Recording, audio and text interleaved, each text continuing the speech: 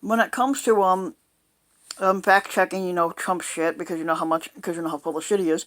A more measured Trump doesn't mean that he's always accurate because he never really is.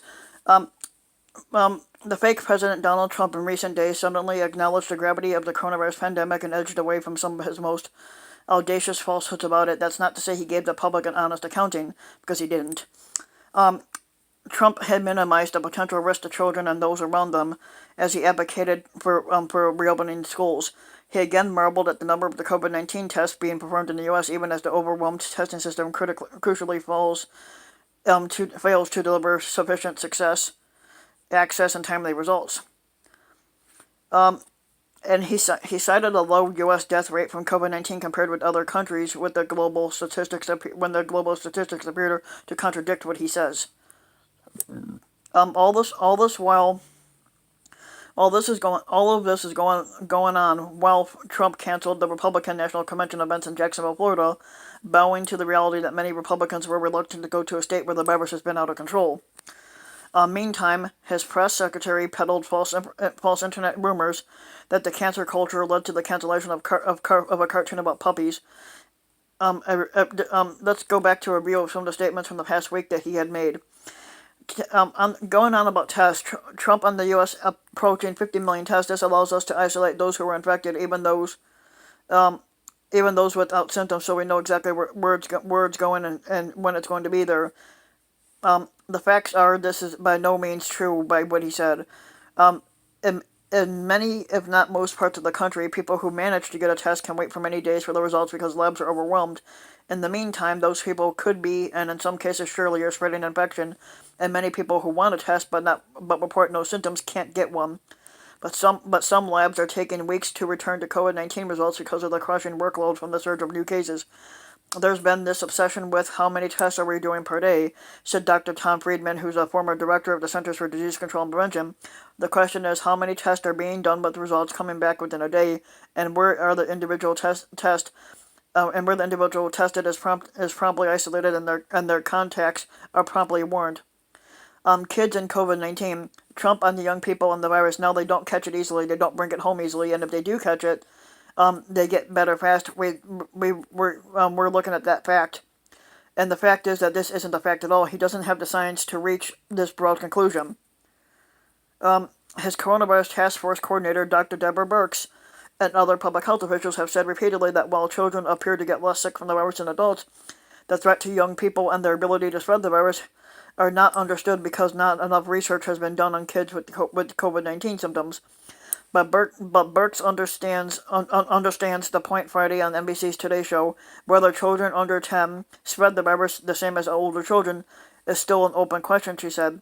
We know that children under 18 are less sick, but there are some that suffer terrible consequences if they have underlying health conditions. She added, children under 10 do get infected. It's just unclear how rapidly they spread the virus. Trump has been pushing for schools to reopen, and at one point threatened to withhold federal money if they didn't. Um, while his assurances about children were unsupported, they were a step back. They were a step back from its earlier rhetoric that portrayed kids as practically immune to infection. It's very unique how the children aren't affected, he said in early May, which is incredible. Um, and the U.S. deaths, Trump on the U.S. deaths and other countries in the pandemic, we've done much better than most, and with the fatality rate at lower rate than most. It's something that we can talk about, but we're working again with them because we're helping a lot of countries that people don't even know about. The fact is that no, the U.S. does not shine in comparison with other countries. The U.S. has experienced far more recorded infections and deaths from the COVID-19 than any other country, including those with larger populations, and it lags behind a number of other nations in testing and containment. Trump seems to have edged away from claiming that the U.S. mortality rate is the world's best after being confronted on that point in his faux news interview a week ago with Chris Wallace. His more modest boasts, though, are still not correct. Understanding deaths as a percentage of the population or as a percentage of known infections is problematic because countries track and report COVID-19 deaths and cases differently. No one can reliably rank countries in this regard. The statistics that do exist fail to support his assertion. And an analyst of the 20 countries currently most affected by the pandemic, the Johns Hopkins University Coronavirus Resource Center finds the U.S. with the finds that the U.S. with the fourth most rate of deaths per 100,000 people, and only Britain, Peru, and Chile are seeing more reported deaths as a proportion of their population. On another measure, looking at what percentage of reported cases led to deaths, the U.S. is in the middle of that pack with a case fatality ratio of 3.6. Looking at deaths among all countries, not just the ones most suffering at this stage of the pandemic, the U.S. fares somewhat better, but still not among the best. Its recorded 44 deaths per 100,000 compares favorably with Britain, which has a 68.6% per 100,000, as well as Spain 60.8, Italy 58, and Sweden 55.6. Or 55%, sorry, for example, but poorly with Canada 24, Brazil with 40, Mexico 33, and a dozen more countries. Disparities in reporting are only one reason not to take these numbers conclusively. Many factors are in play and shaping a death toll. Besides how a country responds to the pandemic, such as the overall health or youth of many national populations. Cancel culture. Kayleigh McEnany, White House press secretary on Trump.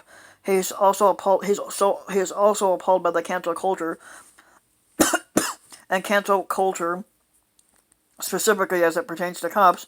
We saw a few weeks ago Paw Patrol, a cartoon show about cops, was canceled briefly Friday. And the fact is that no, Paw Patrol was not canceled. Fake rumors online said it was, and it's not about cops. It's a cartoon about puppies. The lead puppy is a cop, but there's a firefighter puppy too in the show. Kayleigh McEnany on facts when asked about masks anyway. McEnany, when asked about Trump's change in tone this past week and urging people to wear masks, there has been no change. The fake president has been consistent about this. The fact is that Trump's messaging has been inconsistent, not consistent, to say the least. From the beginning, Trump has made clear that wearing masks is voluntary and shunned wearing one in public. He frequently ridiculed the Democratic presidential candidate Joe Biden for wearing a mask in public. In May, when a reporter declined to pull down his mask to ask a question at a news reference so Trump could hear better, the fake president mocked by saying, "Okay, because you want to be politically correct."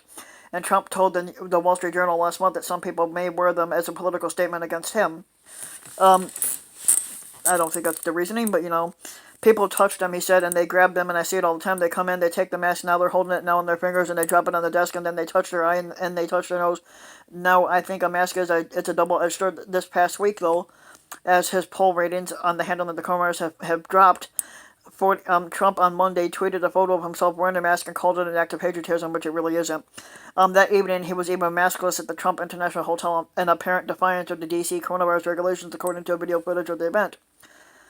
We're asking everybody that when you are not able to socially distance, wear a mask and get a mask, Trump said Tuesday at his first appearance at a coronavirus briefing since April. Whether you like the mask or not, they have an impact. Not really. On travel restrictions, one day we had a virus come in. He claims he closed the doors, did a lot of things that were very good, and nobody wanted to do it. We closed the border to China. We put on the ban. We didn't want people coming in from the heavily infected China. The fact is, he didn't ban travel from China. He restricted it. Dozens of countries took similar steps to control the travel from hotspots before around the same time the U.S. did. The U.S. restrictions that took effect on February 2nd continue to allow travel to U.S. from China's Hong Kong and Mako territories over the past 5 months. The Associated Press reported that far more than 8,000 Chinese and foreign nationals based in those territories entered the U.S. in the first 3 months after the travel restrictions were imposed. Additionally, more than 27,000 Americans returned from the mainland China in the first month after the restrictions took effect, and the U.S. officials lost track of more than 16,000 of them who were supposed to be monitored for virus exposure. On veterans, on the VA, we got Veterans Trace. Nobody thought that would that would be possible. That's been many decades. They've been trying to get Veterans Trace. It's called Trace, where they can get a doctor if they have to wait online for 2 weeks or 5 weeks or 2 days. The fact is, it's false that he achieved Veterans Trace when other presidents couldn't. President Barack Obama was the one that signed that into place, and Trump just expanded it. It has not eliminated delays for care, or including for those with waits of 2 weeks or 2 days. The program allows veterans to see a private doctor for primary or mental health care at a public expense if their VA wait is 20 days, 28 for specialty care, or they drive to a VA facility in 30 minutes or more. After the coronavirus outbreak, the VA took the step of restricting veterans' access to private doctors, citing the added risks of infection and limited capacity at a private hospital. Now onto the reality check. The reality Trump had said on the pandemic. Trump on the pandemic, it will probably unfortunately get worse before it gets better. The fact is, this is a rare departure from his bullshit accounts of progress against the virus, and by all indications, the comment he made about it getting worse before it gets better, that's true. But he should have said this before. Now, if you like the video, give the video a like and subscribe to my channel, Ryan Ben Wake, and also hit the notification bell so that you'll be notified when a new video comes out. And thanks for listening.